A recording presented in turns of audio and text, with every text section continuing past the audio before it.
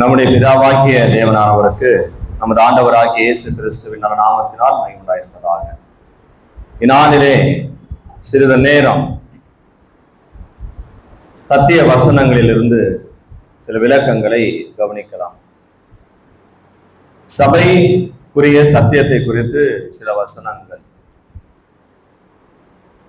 இக்காலத்திலே சபை என்பது மக்கள் மத்தியிலே மிகவும் பிரபலமாக இருக்கிறது. இந்த உலகத்திலே பலதரப்பட்ட சபைகளும் இருக்கிறது. அதிலே தொழில் ரீதியான சபைகள் இருக்கிறது, ஆவிக்குரிய ரீதியில சபைகள் இருக்கிறது. சபை என்கிற வார்த்தையினுடைய இன்னொரு விளக்கம் சங்கம் என்று அழைக்கப்படுகிறது.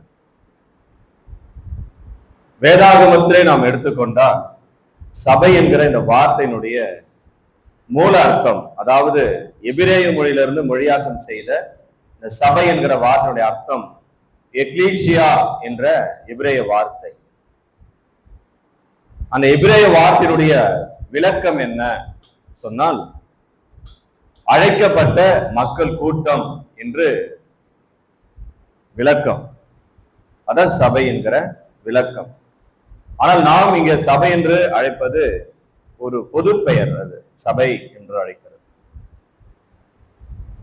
இங்க பார்த்தீங்க என்று சொன்னால் எக்லீசியா இந்த வார்த்தை அழைக்கப்பட்ட மக்கள் கூட்டம் என்று அர்த்தமாகிறது. அழைக்கப்பட்ட என்று சொன்னால் இரு தரப்பினர் இருக்கிறாங்க. ஒன்று அழைப்பவர், இன்னொருவர் அழைக்கப்பட்டவர்கள், இல்லையா? ஆகிய இரு தரப்பினர் இருக்கிறார்கள்.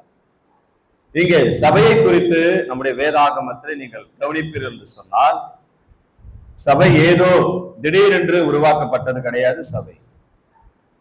சபைக்கு ஒரு சரித்திரம் இருக்கிறது.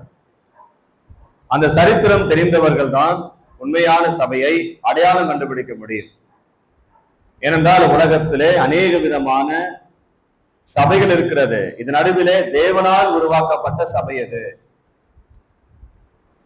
இப்பொழுது இருக்கிற காலகட்டத்தில் பார்த்துன்னு சொன்னா மக்கள் சபை என்பது எதை புரிந்து கொள்கிறாங்க சொன்னா ஒரு அலங்கரிக்கப்பட்ட ஒரு கட்டிடத்தை புரிந்து கொள்கிறாங்க சபை அப்படின்னு சொன்னா. நீங்க வழக்கு சொல் பார்த்திருப்பீங்க, எங்க சபை, உங்க சபை அப்படின்னு. ஆண்டவர் ஒருவராக இருந்தால் ஏன் அந்த வார்த்தை வருகிறது? எங்க சபை, உங்க சபை, எல்லாமே ஒரே சபை தானே இருக்கணும்.